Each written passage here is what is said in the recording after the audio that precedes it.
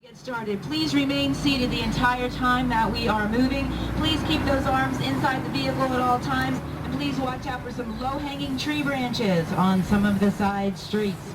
Also, this is a 27-stop hop-on, hop-off tour, which means you can hop off at any one of our 27 stops. Another vehicle will be following behind this one in 30 minutes. We will continue to run vehicles every 30 minutes until 5 p.m. this afternoon. And we now have a vehicle taking folks from the Philadelphia Zoo to from the Philadelphia Museum of Art to the Philadelphia Zoo and the Please Touch Museum as a Quaker in England. In addition, he was very practical. He laid the grid design of city streets out in a very simple way to follow. All the north-south streets, numbered streets, all the east-west streets after things in nature.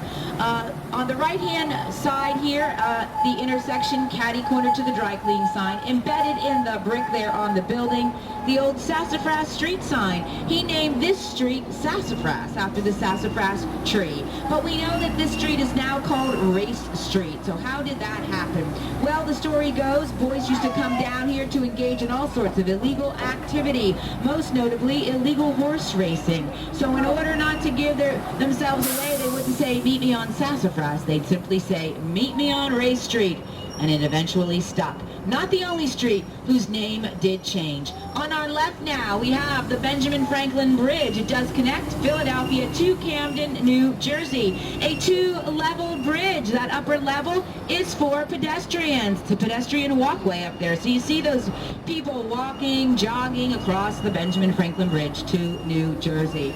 On our left now, the Fireman's Hall Museum. This was an active firehouse until the 1950s. It's now a museum, closed Mondays, however, but it is free. You will find here on display the history of firefighting since the Victorian era. On this site, 1736, Ben Franklin started the very first volunteer firefighting company, Union Fire Company. Coming up next, we will have Elfrig's Alley. Elfrig's Alley is the longest continuously inhabited street in the United States. People have been living here since 1702. When blacksmith Jeremiah Elfrig bought the property, built the homes. There are 32 flying the colonial flag, because after all, she is the one who is credited with making the very first colonial flag, the very first American flag. The only thing is, we don't actually have any proof to show that she really did. But on the other hand, we don't have any evidence pointing to anyone else either. So it is widely accepted. Quakers do believe in gender equality. They used to meet separately. They now meet together. Only one half of the house is used. The other half is open for visitors. And next on our right, we do have our bust of Mr. Benjamin Franklin, placed on this spot because this was the original location of the Philadelphia Academy, which Ben founded. The Philadelphia Academy later grew into the University of Pennsylvania. It's called Money in Motion. At the end of the exhibit, they give you a souvenir, something to take home. $100. Sounds like a great souvenir, right? The only trouble is it's shredded. This is where they bring all of the money they are taking out of circulation for shredding. On this site in the 19th century stood the Arch Street Theater, run by Mrs. Drew. The great-great-grandmother of American actress Drew Barrymore. That is where she gets her name, from her great-great-grandmother.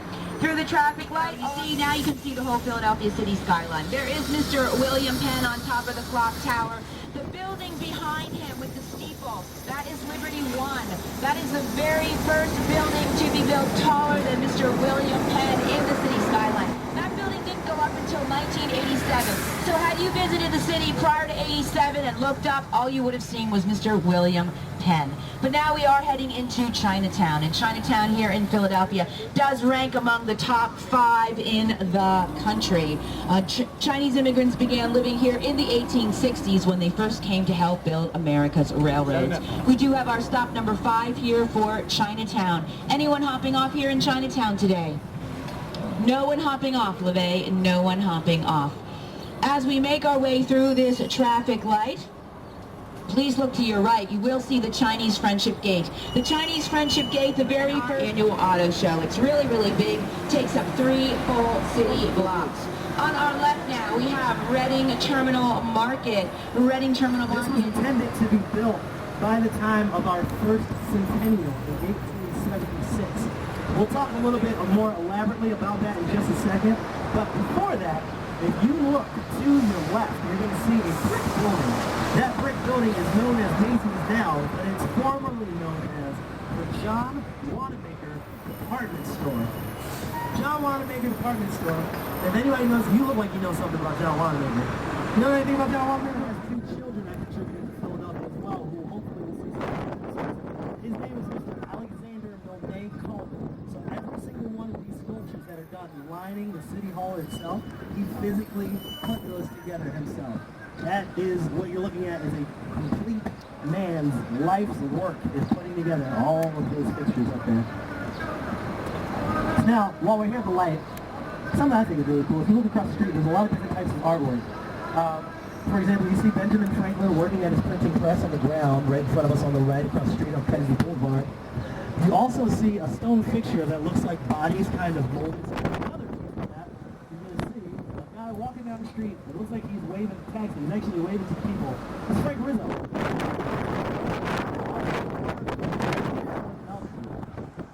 One we're coming up to, and this is also our 7th stop. Anyone getting off for Love Park Plaza at JFK? Alrighty, I'm going to pop off for just a second and check inside.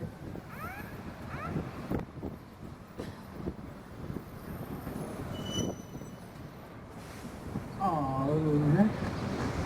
I'm actually going to make a trade here. I'm going to stay out here with you guys. Strapped on a helmet, some elbow pads, and picked up a skateboard, and he skated all over Love Park and protested that. What's amazing about that was he was 92 years old when he protested. 92-year-old man skateboarding. Okay, so now we're coming down Benjamin Franklin Parkway. This is one of my favorite streets because lining the streets is a series of different flags. There's over 109 different flags on this street. We're going to talk about those flags as we make our way back. Name of the Basilica from Pope John Paul. But I don't want to say the wrong Pope name. I don't want to say the wrong Pope name and offend anyone. But, 1979. Yeah, the second. Thank you. Thank you.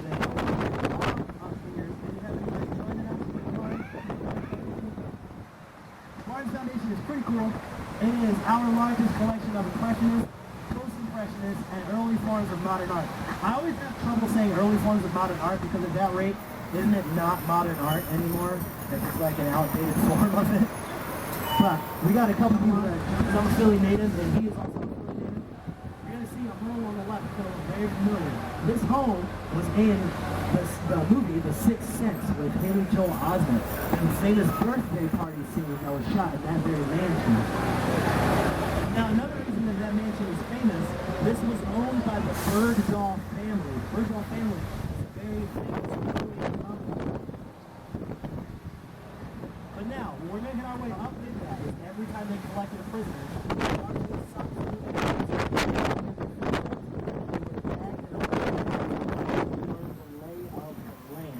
we're coming up. This is now our 12th stop. They say that he did that because he was facing some heat in Chicago. I wasn't there, so I ain't going to say a word about it. That's just my take on it. The other one was a guy by the name of Slick Willie Sutton, known as the gentleman bank robber, because he never robbed a bank with a loaded gun. They asked him, hey man, why are you doing this? He said, oh, easy. That's where the money is. Pretty smart fella. Hey guys, look to your left. You see that gal? We call her Joni on her pony. Hey Joni, there's a statue in honor of... At night, the entire side of the building is lit up with all different colored lights. So it is really a cool building to see at night.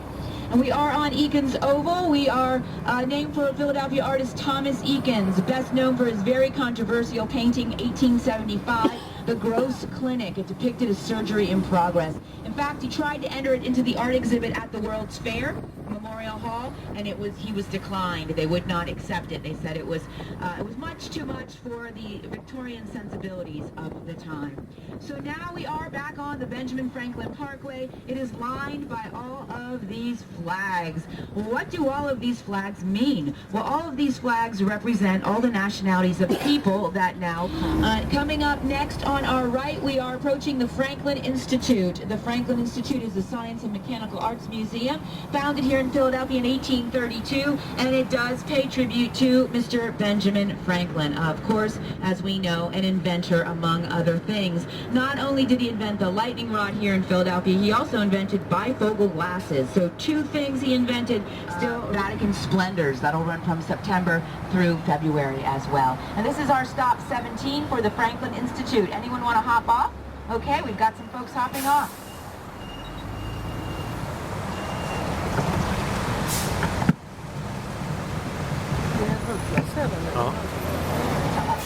On the right now, we do have the Academy of Natural Science. Again, another one of those Philadelphia firsts. Originally, the Natural History Museum, founded in Philadelphia in 1812, the first one in the country. If you visit here, of course, you'll see dinosaur bones, as you would expect. But we also have a room filled with live butterflies, hundreds of them. So you walk in the room, you can see those.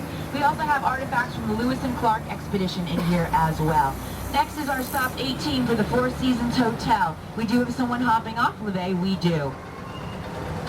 And here on the left, we have the Italian flag and the Vatican City flag in front of the cathedral. Reasons. On the right, we have General Thaddeus Kukushko. General Thaddeus Kukushko, a Polish general who was instrumental in assisting us during the Revolution. In fact, he was a friend of Thomas Jefferson. He was trained as an engineer. The one responsible for fortifying the Hudson River prior to the Battle of Saratoga, a turning point in the Revolution for us. After the Battle of Saratoga, of course, the French did decide they would put their full support behind our efforts to gain our independence. And then also, over on our left, we have our memorial to the Polish scientist Copernicus. He was the very first one to say the Earth revolved around the sun and not the other way around. And yes, I know you folks are visiting from Sweden. Your flag's not hanging here. It's either in a frat house or they've just taken it down for replacing, which I think is the reason. They're slowly but surely replacing all the flags here in preparation for the Pope's visit, I believe. In fact, the Israeli flag is missing as well, but we're still going to talk about it. The whole row flag, it is typically the very last one on this stretch of flags, because on the right-hand corner is Philadelphia's Holocaust Memorial, right here on the corner. So the Israeli flag drawing our attention to that. It's called the Memorial to the 6 Million Martyred. It's actually one of the earliest Holocaust memorials in North America. It's been here since 1964. Its artist was a man named Nathan Rappaport, who fled Poland in 1939. It said he wanted his memorial here in Philadelphia because he knew the history of the founding of the city by English Quaker Mr. William. As the very first Europeans in the area, the Swedes are up there. The Swedes and the Dutch, the very first Europeans here, they were here before William Penn arrived. On our left now, another one of those murals, this one on the La Meridian building. The La Meridian building used to be the YMCA here in Philadelphia. It's the old YMCA building. And the La Meridian mural is actually a mirror image of one of these sculptures on City Hall. So some people say you will see reflections in the building, like you'll see the clouds reflected in the building. So it's a very cool building, the Comcast building. But now, if you didn't get a good look at the love sculpture before, you can look to your right and see it now. There it is again, just like the Rocky statue. People line up here to have their photo taken under the love sculpture. The Liberty Bell, the love sculpture, Rocky, all symbols of Philadelphia. Dilworth Park here in front of City Hall. You can take a tour of City Hall Monday through Friday. You can also take an elevator ride. Now on the right, we are approaching the Union League building. The Union League is the patriotic society founded during the American Civil War in 1862 to drum up support for President Abraham Lincoln and the Union cause. The building itself opened in 1865, and now it is a private club, so it functions like an urban country club. And we are stopped here at Walnut Street. If you walk 3 blocks to your right, you will walk right into Rittenhouse Square. Prohibition was a time in the United States when alcohol was illegal. Never really stopped anyone. However, many establishments opened. They were known as speakeasies, where you could go and get a drink. Technically illegal. They could not advertise, of course. Through the traffic light on the left-hand corner, such a place opened in November 1933. A speakeasy. Still at the bar. You weren't sure who it was. You weren't sure if you wanted to answer. You'd go to your window. You'd look in the mirror. It would reflect down who was knocking at your door. So you could make a decision. Do I answer my door or not? So to me, Colonial Caller ID. Oh, okay. All right. Glad you made it up. On our left now, another one of those Philadelphia first, thanks to Ben Franklin, the very first public hospital in the United States, Pennsylvania Hospital, founded by Ben Franklin and Dr. Thomas Bond in 1751. Originally called Pennsylvania Hospital for the Poor. Up top there, the middle building, the round circular banister, that's the surgery skylight. Because when this hospital first opened, no electricity. So any surgery that had to be performed did have to be performed using the light of day underneath that skylight. Now, the most common surgery of the time period, of course, was amputation. And not only was there no electricity until they passed out before their surgery. So that was healthcare back in colonial times. I mentioned the surgical amphitheater. It has been restored. So if you're interested in the history of medicine and things like that, you can take a tour of that there at Pennsylvania Hospital. Again, let's watch out for these tree branches as we make our way down Pine Street. So very lovely area of town, I'm sure you've noticed. Hill. It's called Society Hill because William Penn originally ceded this part of town to a society of tradesmen. They were the first ones to come down to this area, open their shops, and live it down here. So that's how it got to be called Society Hill. We are making our right here onto Head House Square in Society Hill. The building on our left, the old Head House, on the National Registry of Historic Sites. The colonial-style pavilion attached to it, still used for special events and occasions, flea markets, farmers markets on the weekend. I've seen several people getting married underneath this pavilion. The Beer Week festivities were under here as well.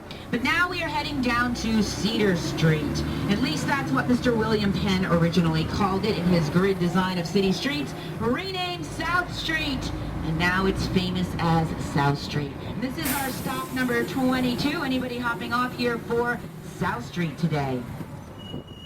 No, Korean one is actually over on the left. You can't really see it from the bus, however. But the Vietnam Veterans Memorial, just like the one in Washington, D.C., it has all the names of those who were killed or missing in action in Vietnam engraved on it. For Philadelphia, that means 646 names, 9 of those missing in action. Unfortunately, in Philadelphia, we are home to the high school that lost more former students than any other high school anywhere else in the United States. In Vietnam, Thomas Edison High School here in Philadelphia did not land here in spite of the name. He actually landed south of here in what is now Newcastle, Delaware. But if you come here to Penn's Landing, there are lots of things to do. We have Summerfest right now. There is a giant roller skating rink out here for the very first time this summer. Another pop-up beer garden down here. Other family-friendly activities. We'll have fireworks here at the 4th of July, of course. Other kinds of festivals and concerts all summer long here at Penn's Landing. In front of us, the Benjamin Franklin Bridge once again, and over in New Jersey, the old RCA building, that red brick and yellow building with the tower with the circular window, that is Little Nipper, the little white dog next to the phonograph, the iconic RCA Victor symbol. It's been preserved in the window, even though RCA is no longer in that building. Here's our stop 25 for Penn's Landing. Anyone want to hop off here? No one hopping off LeVay. To the right, the American flag mural in the distance is actually a tribute to 9/11, the victims of 9/11. But coming up, we are entering Market Street. Now, Philadelphia was the largest city during colonial and revolutionary times, much, much bigger than New York. This was the largest marketplace in the colonies. It was originally called High Street, changed its name to Market Street because that's what it was. It was Market Street. On the right here is our stop 26 for Christ Church. Anyone want to hop off for Christ Church? I think we've got some folks hopping on. Christ Church are good. And through the traffic light, one more mention of Mr. Benjamin Franklin. He was the very first U.S. Postmaster General. So the very first post office was here in Philadelphia, Ben's Post Office. It is still... Now, grandsons of Ben and Deborah's tore the house and tore the print shop down, unfortunately, but they did do some excavating back there, so you can see the original foundation of the property. And And now, here on our left, the American Jewish History Museum, devoted entirely to the Jewish experience in the United States, starting in colonial times all the way through to the present day. We are pulling in now to our stop number 1. So this does conclude the tour with me, Pam, and LaVey today. Tips are always appreciated for a job well done, and we do split everything we get 50-50. If you need to continue on your way to another stop, we will be leaving here in 10 minutes. At 12:30, we will be leaving again. Enjoy the rest of your day.